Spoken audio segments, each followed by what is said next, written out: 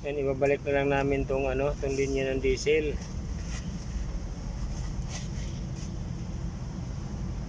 Wala kasing strainer to sir eh. Walang strainer.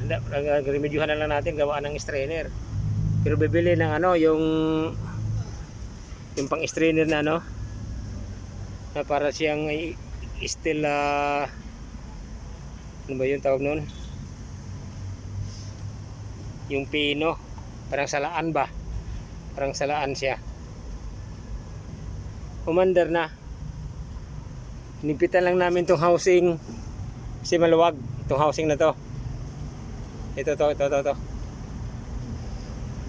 Inikot namin ng 2 beses. Inikot namin ni Arnel. Kasi maluwag. Kaya hindi umandar yun nung nakaraan kasi nga ano, maluwag. Papasok yung hangin. Kaya natagalan kami ni Arnel, biniblade namin. Ayun, okay na. Mandar na. Ayun, balik lang namin tong ano, dito. Kasi lalong mahirap pag dito lang nakalagay. Yan, schedule lang na natin kung paano to. I-drain na lang tong yung tangke.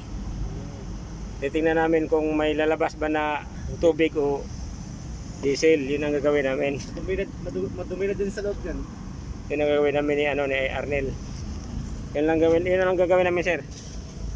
I-drain namin tong ano, tong diesel. Kasi ano eh. Tingnan mo sa kabila daw doon kung may drainage doon, i-drain natin doon. Titingnan natin kung mayroong lalabas na diesel yung tubig.